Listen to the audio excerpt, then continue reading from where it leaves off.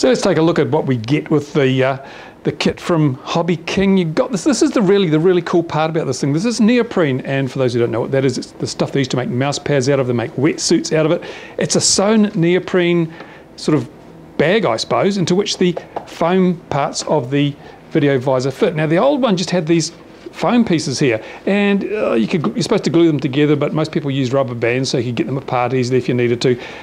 It was a bit of farting around, but this one, this neoprene surround just holds these together quite snugly. It's very nice. Also, the beauty of this is it's got little places to stick your other bits and pieces, like you can stick a receiver and a battery and all sorts of things in here. As you can see, it's got little compartments. Yeah, it's actually really good, and it's designed to fit on your head. It's got these straps here, so it'll fit nicely on your head. This is one of the big features of the version 2, but there's more. There's a whole lot more in the version 2. You know, it's like a much improved product over the version 1. You get instructions here, righto, if all else fails. You get the little bits of foam and the plastic frame for the Fresnel lens. You get some more foam to stick around the front of the goggle so it doesn't, you know, rub on your face too much. Get a lead. Woo! Yep. And this is interesting. Now this is really interesting. It says here, obviously competing with the Sky Zone goggles, it says you can have a mini cam on your visor, so you can switch backwards and forwards just like the Sky Zone goggles. So once you've got the thing on your face, if you want to find your transmitter, you switch to the mini cam and you'll be able to see where your head's pointed. Brilliant. They don't provide the mini cam, of course, so that's an option, but they do provide the little switcher board. Now this little piece of kit here has 2 video inputs and 1 video output, so you can use this to switch, got a little button on it, to switch between the built-in camera, if you put one in, and your video receiver. That's quite a nice little touch. So yeah, it's quite full-featured, this thing. There's the other part of that frame for holding the Fresnel lens, and here's the Fresnel, or if you go to a different university, the Fresnel Lens. And there's actually several of them there. I haven't actually checked to see which ones they are. Someone said they got all the same, but hopefully they're different. You get your LCD in another box, and that comes with its own plethora of cables, and this is really nice. Look, they've got an XT60 with little power leads off to power your LCD, to power your video receiver, and to power something else, I suppose, maybe that switch. You get a video lead to sort of the RCA connector to your standard jack connector. You get a jack connector with a power lead on it, which goes off to your LCD, and this is the other really good thing about the new setup. The LCD is better than the old one. Higher resolution than the old one, and comes with a plastic protector, so take that off, don't leave that on. A lot of people don't even realize it's there and say, oh, it's not very good, but no. And it has buttons on the back for adjusting your contrast, your brilliance, and all that sort of stuff, so it's configurable. And I think the next best thing we have to do is put this damn thing together. I mean, it looks like a lot of parts, but trust me, the assembly looks really simple. So I won't bother doing that on camera because I'm sure most people can follow these simple ABC instructions. Next, let's do a straight cut shot to the finished device.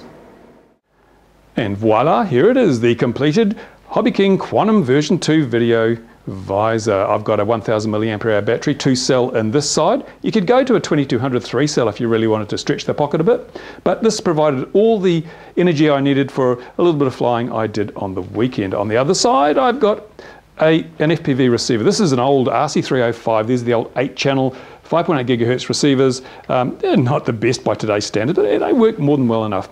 A cloverleaf circularly polarized antenna. There's videos on my channel showing you how to build your own of these, so you don't have to go out and spend money on them if you don't want to.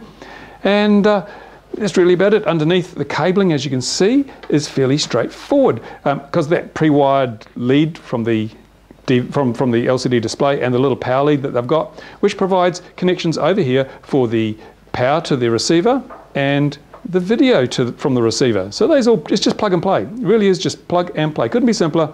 Really nice and easy. And of course, these little loops here provide a place for you to stick your wiring without having to use cable ties or hot glue or nails or small children frozen in position. So it really does go together quite nicely. I'm quite impressed.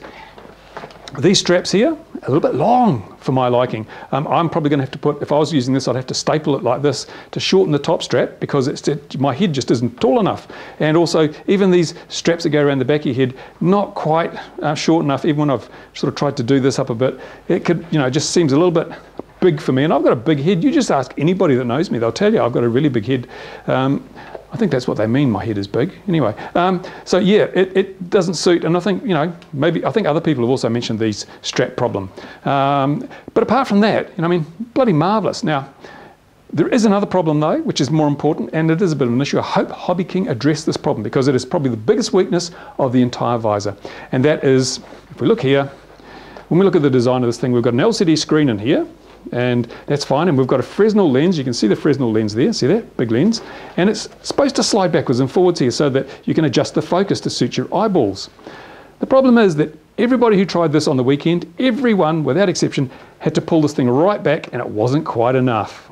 There's just not enough magnification in that Fresnel lens to give you a comfortable view of that LCD screen, because the distance here is too short. That Fresnel lens just cannot magnify the image enough, bend the light enough to give your eyes a comfortable view of this LCD. And that was everybody. Now, okay, the youngest was in his 30s and the rest of us were old buggers. But the thing is that unless you've got really young eyes, well, you might be right if you've got really young eyes, but if you're older than 30, 35, you're probably going to have troubles focusing on this. So what do? Well, there's two solutions that I've seen. First one is, and the one I used, which is really straightforward, just go and buy yourself a set of reading glasses. I should use these reading glasses, which add extra magnification to the, see that, extra magnification, and that solves the problem. It basically boosts the power of the Fresnel lens. So you've got these plus the Fresnel, gives you a really good focus, it's comfortable, doesn't strain your eyes, it works really well. But without the reading glasses, nah, it was actually really, you know, could feel your eyes getting tired right from the get-go. The other solution, which a lot of people have done, is they've taken this LCD and they've taken it out from the slots in here and they've stuck it directly on the back. That gives you about an extra 15 millimeters. It moves the screen back about 15 millimeters. That also appears to be just right for getting the focus sorted, but it's still all the way back, but at least your eyes aren't strained. Now, the way I look at it, if you're going to put in a variable focus thing, well, at least design it so that the average is in the middle and not right up here. There's no point in having movement if you are always going to have it pegged to the back, because the lens isn't strong enough. So, HobbyKing, please give us a new Fresnel lens. Now, there were 3 lenses in the box, and they were all identical, unfortunately. Now, I would have thought that in the original visor, I think you got a range of powers on the Fresnel lens. In the version 2, you just get 3 of the same. What's the point? It's not like you're going to scratch them, the dog's going to eat them, or someone's going to chew them up. No, it's not going to happen. So, you really should have 3 different Fresnel lenses to suit your eyes, and then you could choose the lens which gave you the midpoint for your adjustment. That'd be great. So someone's either stuffed up in the packing department because other people have reported the same thing, or it's just a design flaw that really, you know, should be addressed, I think. But as I say, in the meantime, it's not a deal breaker, because you go and buy yourself a $2 set of reading glasses and you're fine. And it highlights one of the other benefits of this video visor. Now, when I wear my Sky Zone glasses, I can't wear my prescription glasses because they don't fit. You'd have to get special diopters. I'm lucky that my vision actually works with the Sky Zones. I don't need corrective eyewear when I've got the Sky Zones on. But with this visor, you can wear glasses. If you've got some special prescription glasses, then hey, look, plenty of room in here, look. Bit of side room, bit of vertical room. You can wear your prescription glasses, but unless you're wearing bifocals, you may find that even with your prescription eyewear on, because of this lack of power in the Fresnel lens, you may not get a good focus on the screen, in which case you have to wear reading glasses and your prescription glasses. You can look stupid under the covers. There you go. So HobbyKing, please address that. It does not just seem to be me, it seems to be everyone who's tried them has this focus problem. So please do that. And it'll make these from a really good product into a near perfect product. Okay, so there we go. Now, I did go flying with these. I flew these, and I found that because I'm used to my Sky Zones, it wasn't as easy to fly with these on as it was with my Sky Zones. Some observations. First of all, this has a much wider field of view. It's very immersive. In fact, some of the people who were wearing it while I was flying said that they were about to fall over because it was so immersive they were losing balance. That's great. Maybe it's just my flying, I don't know. But yeah, I found that for the type of flying I was doing, which is proximity, FPV, very fast with a mini quad, not that good actually, because I was having to swivel my eyeballs to the corners of the screen to see some of the little branches and twigs that quite often catch you out. If I was flying up there in the blue sky looking down at the landscape, it would be lovely. So if you're not flying mini quads proximity, then you're going to love these things because they give you such an immersive experience. It's like really like being up there, you know, because your whole vision is pretty much filled with the vista that your FPV camera is looking at. It's really, really great. Not as wide as the head plays. I'm going to review the head plays very shortly, but this isn't as wide as the head plays. So it's probably a nice compromise between getting that field of view and being able to see the corners of the image without too much eye movement on your part. But as I say, for FPV mini quad racing, I could fly with these. I mean, you adapt. And this was the first flight with these, so I was nowhere near used to them, and I found it a little bit tiring flicking my eyes around, but I'm damn sure that I could fly pretty good FPV, well, as good as I am, which isn't very good. I could fly just about as well with these on as with my Sky Zone. So if you're looking at getting into mini quad racing, or and you don't have any FPV eyewear and you don't have a big budget, then these are really, really going to be on your list of must-have a look ats. And there you go. So bottom line, it's not perfect. But if you look at it from the point of view of value, it's under $100 really.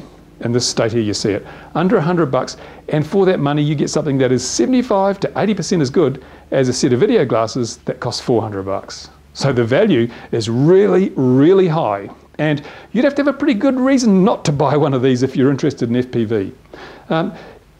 If you go flying one day and you find that your video glasses have packed up or something's wrong with them, or you can't find them, then this is going to save you bacon. Grab this, take it out, you'll still fly. Yeah, it'll take a little while to get used to it, but you will be able to fly. It won't ground you if you lose your main video glasses. If you're out there flying and the public want to have a look, they go, "What's that, mister?" You can put this on their heads and they can have a look too, and that's one of the big things we should be doing, promoting this hobby to the public. And if you're FPVing in a public place and someone comes along, put this on them, they'll be blown away. They'll be absolutely blown away with what they see. And that makes them a friend to the hobby, because they know you're not out there trying to spy on their children at the swimming pool or anything like that, or planning to make a bomb and drop it from a mini quad. No, they'll realise why we fly these things, and it's because it's just a total out-of-body experience. So give them the chance to experience it. Buy one of these, keep it in your box, and when the public come along, throw it on their faces and watch their expression when they take it off. It's going to be pretty impressive. So there you go. It's a thumbs up product from me, and as I go out and buy one if you can. They're probably back ordered already, I don't know. Hopefully HobbyKing will address the issues. If they don't, you can fix them with your reading glasses or just moving this LCD screen. Not a biggie, pretty straightforward stuff. If you've got questions, if you've got comments, if you've got criticisms of this review, then please put them in the space below the description, kindly provided by YouTube for that purpose. Also, always read the description of my videos, because I forget stuff, and so I put it in the description afterwards. And if there's any links to things you should know about, I put them there too. So don't just think it's a video, there's also text underneath. Make sure you read it, pay attention. Thank you for watching. Now it's time for me to clear the bench and get on with the reviews. Bye for now. Okay, one of the wonderful things about this video visor system is that if you have to fly line of sight, if you have to have your model line of sight at all times when flying FPV, then just take the screen out. Look at that. See that? Isn't that wonderful? Now you can see, you can fly. You don't need cameras on your model. You don't need video transmitters. Put this on, you'll look part of the cool crowd, but you'll be flying normally. It does blink you a bit, but hey, it doesn't matter. Cool. Alternate uses for the FPV visor. Always thinking outside the box. That's me.